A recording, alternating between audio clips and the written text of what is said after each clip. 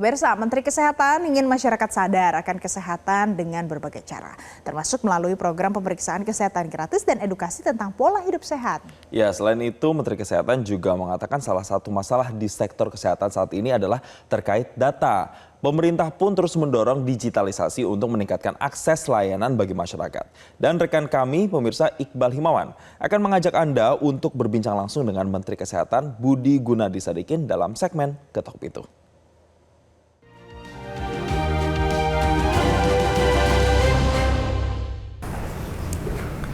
Assalamualaikum. Waalaikumsalam. Pak Menteri, apa kabar Pak? Oh, sehat Pak? Sehat selalu ya. Lagi sibuk memantau. Iya, Iqbal juga sehat. Ini lagi lihat yang cek kesehatan gratis. Iya. Kan kita jalankan sejak 10 Februari 2025 ini. Ini salah satu quick win-nya Pak Prabowo. Ini cek kesehatan gratis, tapi sebentar Pak. Saya kok merasa Bapak lebih fit. Lah, apa kurusan? Jangan-jangan kemarin habis cek lingkar perut itu? Iya, karena puasa ya. Karena puasa. Iya, termasuk. Nah, ini nanti terpantau di sini semua ya Pak ya. Ini apa data yang ada di sini tuh apa Pak? Jadi ini adalah jumlah yang sudah daftar sekarang. Karena memang targetnya kita kan minimal 50 juta tahun ini. Ya. Dari 280 juta. Kalau 50 juta setahun dibagi 365, itu kira-kira kita harus bisa kejar sampai 120 sampai 140 ribu per hari yang cek kesehatan per harinya. Ada dikali 365 kan. Yeah. Nah, saya ngejar angka 100 karena pertamanya kan sama seperti waktu imunisasi masih pelan nih, masih di bawah 10 ribu. Tapi kemarin kita perbaiki programnya, kita des dengan seluruh kabupaten kota, dengan bupati, gubernur juga waktu kemarin kumpul ke Magelang kan saya datang untuk sosialisasi. Sekarang naik, alhamdulillah per kemarin tuh berapa tuh sudah 74.109. Jadi total akumulatif sejak sebulan yang lalu, ini udah sebulan seminggu, udah hampir 1 juta yang daftar. Dan summary pemeriksaan kita bisa lihat. Oke, apa saja tuh Pak? Yang paling penting itu apa? Buat saya yang penting itu tekanan darah nih. Ini kan 15% hipertensi, prehipertensi 10%. Jadi total yang nggak sehatnya itu 25%, ini tinggi sekali. Padahal tekanan darah dan gula darah yang di bawah ini kalau didiemin penyebab segala macam penyakit, stroke, jantung, ginjal, itu kematian yang paling tinggi kan di Indonesia. Itu disebabkan kalau tekanan darah dan gula darah didiemin aja. Sudah mendapat gambaran, kita boleh sambil ngobrol? Boleh, silakan Pak. Iya. Tadi saya lihat itu ada yang curhat ya Pak ya? Itu mereka siapa Pak? Oh, jadi sebelum ini tadi Pak Iqbal kan juga lihat. Itu ada dari Asosiasi Pasien Cuci Darah Indonesia. Tadi sekaligus sharing ya Pak ya, berbagi pengalaman karena mereka merasakan langsung. Audiensi itu penting menurut Pak Menteri? Karena mereka itu kadang-kadang nggak kedengar di policy maker. Jadi saya tuh pengen dengar juga karena mereka merasa oh kok kita dijadikan objek dari penyedia kesehatan, dari layanan kesehatan. Harusnya kan kita subjeknya. Jadi mereka kasih banyak masukan, banyak keluhan. Mungkin tadi yang belum terlihat di situ, screening itu kesehatan termasuk kesehatan mental ya Pak ya? Kan itu 280 juta orang. Nah, sejauh mana Pak screening kesehatan mental itu? Kesehatan mental itu under screen atau tidak pernah di screening sebelumnya. Kita pikir ya ini penyakit yang sedikit lah. Tapi ternyata kesehatan mental itu antara 10 sampai 20% dari populasi. WHO bilangnya begitu. Itu kan puluhan juta jadinya. Iya kan? Kalau kita ambillah 10% aja yang batas rendah. Kalau kita 280 juta, ada kan 28 juta yang kena kesehatan mental. Cuma kesehatan mental itu kan kita nggak tahu itu. Kayak sakit jantung, stroke, itu kita lebih ngerti kan. Kalau mental itu apa? Itu banyak jenisnya. Jadi misalnya mental disorder itu ada yang namanya anxiety disorder, depression disorder, autism disorder, misalnya ADHD disorder, schizophrenia, itu banyak jenis-jenis penyakitan juga. Nah, itu diagnosanya itu dengan screening. Jadi masih ada kuesioner diisi. Nah, itu yang sekarang tahun ini kita jalankan mulai dari SD, SMP, SMA, sudah mulai dewasa, dari SD. Lansia. Karena awareness soal kesehatan mental juga semakin meningkat ya Pak ya? Ya, mereka sekarang udah mulai mengerti nih Gen Z yang sekarang bahwa loh kok saya agak aneh nih, saya dibully jadi stres, saya ini kok hidup saya jadi begini. Nah itu Takutnya- ternyata ada masalah kesehatan mental. Takutnya salah self diagnose ya Pak ya, jadi difasilitasi. Jadi kita ada standarnya. Itu enaknya kesehatan mental. Mereka bisa sendiri. Kan ada questionnaire ya. Bisa ngisi, jawab. Nanti kelihatan skornya berapa. Kalau normal nggak usah apa-apa. Kalau nggak normal, ya kita mau salurkan ke puskesmas. Nah, sekarang kita masalahnya tenaga yang terlatih untuk memberikan terapi non klinis gitu. Karena mental itu ada terapi psikologisnya, ada terapi klinisnya pakai obat. Tapi banyak yang terapi psikologis didengerin, diajak ngomong. Iya. Nah itu kita tenaganya emang kurang. Masih kurang ya. Pak, ada 3 prioritas sebenarnya Pak ya, PR dari Pak Prabowo. Yang pertama itu screening, pemeriksaan kesehatan nasional untuk semua kelompok umur, kemudian TBC dan pembangunan rumah sakit berkualitas. Bagaimana Pak Menteri memastikan 3 hal itu terlaksana Pak? Jadi kalau yang cek kesehatan gratis kan sudah jalan sejak 10 Februari kemarin ya. Nah, tadi sekarang udah sampai 1 juta yang daftar dan nambahnya sekitar 70.000 per hari gitu. Kalau 70.000 per hari kan artinya sebulan 2,5 juta kan, kadang-kadang 30 ya. Kita targetnya pengen kalau bisa naik sampai 150.000 per hari. Karena 150.000 per hari ini harusnya bisa sampai ke run rate ke 50 juta per tahun. Karena tahun pertama kita pengennya kalau bisa 50 juta dulu aja udah hebat sekali gitu kan, banyak ya. Karena ini pertama kali dilakukan. Nanti tahun kedua mungkin bisa 100 juta, tahun ketiga 150, tahun keempat bisa 200-250 juta. Ini kan menurut saya sih udah bagus itu. Ya.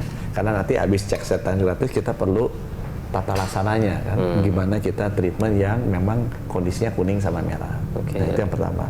Yang kedua, untuk pembukaan rumah sakit, Pak Prabowo tuh mentargetkan 66 kabupaten kota terpencil yang belum punya rumah sakit tipe C itu kamarnya di atas 100 ya, nggak ada radiologi, ruang bedahnya bagus, ada standarnya, itu di-upgrade. Nah dari 66 ini, kita tahun 2025 targetnya 32, tahun 2026 targetnya 34. Dari 32 saya udah groundbreaking 7. Kenapa yang perhatian TBC, khusus? ini ada beberapa inisiatif yang kita lakukan. Yang pertama yang paling penting sebenarnya, sama seperti COVID. Gimana caranya COVID bisa turun? Teman-teman bisa lihat nggak? Kan kita banyak ada screeningnya pakai PCR, ada obatnya, namanya ada apa tuh waktu itu, Gamaras, ada Remdesivir segala macam. Tapi lihat nggak di mana tiba-tiba COVID turun drastis? Intervensi kesehatan apa yang membuat COVID sebagai penyakit penular turun drastis? Vaksinasi. Benar kan? Begitu kita vaksin, langsung angkanya drop langsung ya? angkanya drop jauh. Nah, TBC sama, semua penyakit menular, monkeypox, TBC, malaria, dengue, itu kalau udah ada vaksinnya, itu langsung turun. Tapi memang tinggi Pak angka di Indonesia ini? Angka di Indonesia nomor 2 dunia. Jadi setahun 1 juta yang kena, yang baru. Dan ini mematikan ya. Oke, makanya itu menjadi prioritas ya. Jadi, nah vaksinnya ini, tahun ini kita akan jalani 2 clinical trial. Satu yang base-nya dari Amerika, perusahaannya GSK, ini dibantu The Gates Foundation, clinical trial level 3 udah jalan tuh di Indonesia dan di beberapa negara di dunia. Yang kedua, supaya kan sama kayak vaksin kan nggak bisa satu, kalau satu susah gitu, berhasil nggak berhasil susah. Yang kedua, kita akan mulai segera, mudah-mudahan bulan ini, clinical trial level 1 vaksin dari Cina. Ya, sehingga kita punya 2 vaksin yang bisa jalan. Nah, selain vaksinnya ini jalan, kita screeningnya kita perbaiki, kita akan implementasi banyak X-ray, banyak mesin-mesin tes cepat molekuler supaya tahu sakitnya seperti apa. Karena kalau penyakit menular kan yang penting harus terdeteksi kayak PCR itu atau rapid test. Kemudian kalau kena diisolasi kan supaya jangan nular. Itu nomor 1 kan jurusnya itu tuh, baru diobatin. Nah, deteksinya ini kita juga masih lemah. Oke, jadi itu sudah dipetakan semua karena itu menjadi prioritas. Nanti kita akan ngobrol lebih lanjut ya. Ini saya jadi tahu banyak nih karena memang BGS Budi gemar sharing ya. Kalau di Instagramnya Pak Menteri. Nanti kita akan bahas lebih lanjut usai jeda ya Pak ya, sesaat lagi.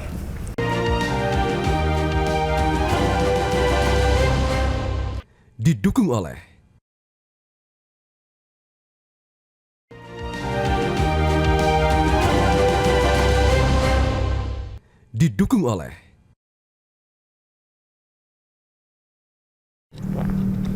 Oke, Pak Menteri, tadi sudah sharing banyak ya, kita sudah mendapatkan sedikit gambaran, tapi saya ingin tahu soal rasio dokter di Indonesia, Pak. Ada informasi yang berhasil kami himpun, ini rasio, mungkin bisa dikoreksi jika salah, rasio dokter di Indonesia masih berada di angka 0,47 atau peringkat ke 147 di dunia.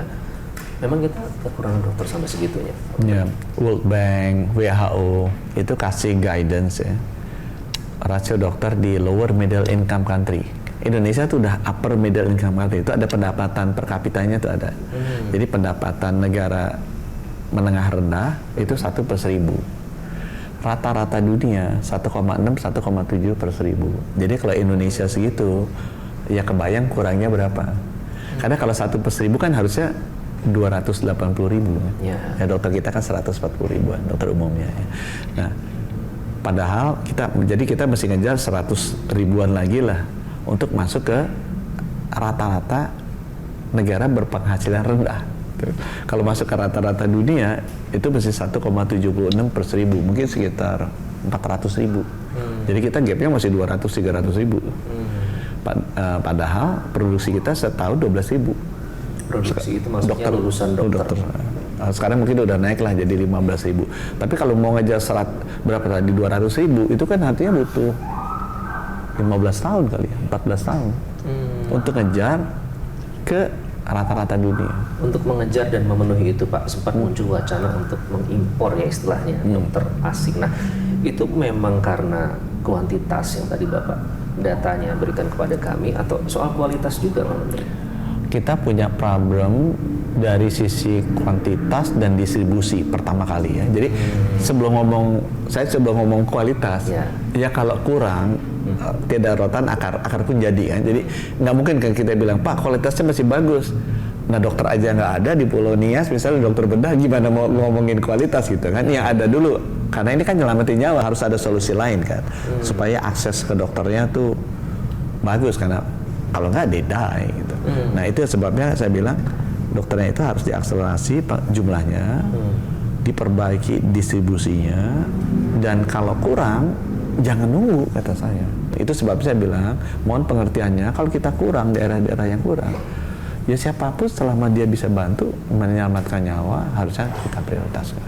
Ini kan kali kedua ya Pak ya, Bapak menjabat sebagai Menteri.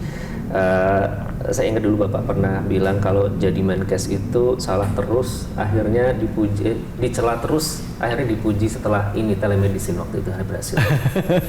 Ada tidak terobosan kali ini Pak? Nah, memang kita melakukan beberapa hal nih supaya masyarakat kita bisa, buat saya itu yang penting aksesnya bagus, aksesnya mudah, kualitasnya bagus, sama harganya murah. Jadi kita lagi berpikir nomor satu akses pasti ada duluan. Nah sekarang Kemenkes memperbaiki akses ke 514 kabupaten kota rumah sakit yang di-upgrade. Contohnya Pak Presiden minta 66 di daerah terpencil. Yang kita lakukan 514 kabupaten kota ini rumah sakitnya kita upgrade semua. Nah untuk upgrade ini kan butuh dokternya. Ini dokternya juga kita cariin beasiswanya. Udah ada beasiswanya, sekolahnya nggak cukup tempatnya. Kita cariin ke Cina, ke India, ke Korea Selatan supaya mereka bisa belajar di sana. Pulang nanti langsung bisa pakai alatnya karena udah ada. Jadi itu dari sisi akses ya. Dari sisi kualitas ini kita sekarang lagi pastikan agar sama nih. Jangan kalau dia misalnya dioperasi bypass jantung, karena selain di bypass di Papua itu ternyata kans meninggalnya 50%, sedangkan kalau di Jakarta 95% berhasil. Tadi cuma 50% berhasil. Nah ini sekarang kita lagi rapikan. Ya. Kita kerjasama dengan kolegium bahwa mutu itu mesti jadi. Cuma masalah di Indonesia sekarang kita nggak pernah ada register. Jadi misalnya orang sudah di operasi katarak, itu banyak misalnya 100.000. Kita nggak pernah register itu by name, by address, dokternya siapa, rumah sakitnya mana. Kalau ternyata operasinya gagal, itu kan nanti kurang bermutu kan kualitas layanan, kita nggak tahu, ya kasihan pasiennya. Mesti datang lagi 2 kali, atau operasi knee replacement lutut sama juga, atau bypass jantung gagal. Data itu kita nggak simpan dengan bagus. Jadi kita nggak tahu rumah sakit mana, dokter mana yang memang kualitasnya belum sama dengan yang lain. Nah itu sekarang sedang kita rapikan. Data registry dari semua tindakan wajib dimasukkan oleh rumah sakit ke kita. Nah itu menuju ke BGS yang lain nih Pak, Budi gagas sinergi. Jadi membangun sinergi dengan pihak mana saja supaya target itu bisa tercapai Pak? Sinergi dengan Pemda itu yang nomor satu. Nah, yang kedua memang harus dengan swasta juga. Karena nggak akan cukup tuh pemerintah untuk cover 280 juta masyarakat Indonesia. Jadi swasta juga mesti kita gerakin. Oke, baik. Jadi sekarang Bapak kan dulu apa ya istilahnya berasal dari perbankan ya, seorang bankir. Tapi sekarang sudah berkecimpung dan sekarang sudah kedua kalinya. Apa yang dirasakan Pak mengatasi kesehatan di Indonesia nih? Apa yang nomor satu memang paling penting masyarakat Indonesia, pemerintah daerah ya, teman-teman yang bergerak di bidang kesehatan memahami bahwa tugas kita adalah menjaga masyarakat tetap sehat, bukan hanya mengobati rakyat kalau sudah sakit, gitu kan? Jadi harusnya mencegah jangan sampai sakit. Itu beda tuh dengan mengobati orang sakit. Apa paradigmanya, approach-nya, strateginya beda. Selama ini setelah saya lihat, kebanyakan program dibikin oleh Kementerian Kesehatan ya ataupun pemerintah daerah itu mengobati orang sakit. Contohnya ngurus rumah sakit, bangun rumah sakit, itu uangnya lebih banyak dibandingkan bangun puskesmas, bangun posyandu. Padahal yang lebih penting yang mana? Yang puskesmas, posyandu. Karena ini tugasnya menjaga orang sehat. Kalau ini tugasnya rumah sakit menyembuhkan orang sakit. Lebih murah dan lebih bagus kualitas hidup kalau kita menjaga orang tetap sehat. Nah, kemudian soal komersialisasi kesehatan, Pak, ini dugaan yang dilakukan oleh mungkin beberapa atau mungkin banyak oknum tenaga kesehatan. Apakah ada langkah yang dilakukan oleh kementerian terkait hal itu untuk memutus mata rantai itu, Pak? Nah, saya menyadari Pak Prabowo juga minta ini di Indonesia kok mahal sekali jika orang larinya ke Malaysia dan Malaysia lebih murah. Betul. Emang ini mirip juga di hampir di semua industri ya. Ini mesti dijaga jangan sampai ada conflict of interest-nya. Nah, problemnya di kesehatan adalah itu tadi kan, akses harus mudah, kualitas harus bagus, harga harus affordable. Nah, harga inflasi kesehatan di seluruh dunia tuh naiknya lebih tinggi daripada GDP growth seluruh dunia. Jadi belanja kesehatan tuh naik tinggi. Penyebabnya kenapa? Karena ini nggak transparan industri ini, informasinya tuh asimetrik. Jadi asymmetric information ini, informasi itu dimiliki oleh sekelompok satu sisi aja, tidak dipegang oleh kelompok pasien. Itu menyebabkan harga tuh jadi tinggi. Tapi kalau kita ini dibuka, jadi tugas saya sebagai Kementerian Kesehatan, saya ingin membuka ini agar lebih transparan, sehingga nanti keseimbangan, kesetaraan informasi ini terjadi ya. Pak Menteri, saya lihat suka sharing di media sosial ya. Apakah itu memang strategi Bapak atau Bapak memang merasa itu bisa menjangkau lebih banyak masyarakat untuk sosialisasi atau gimana?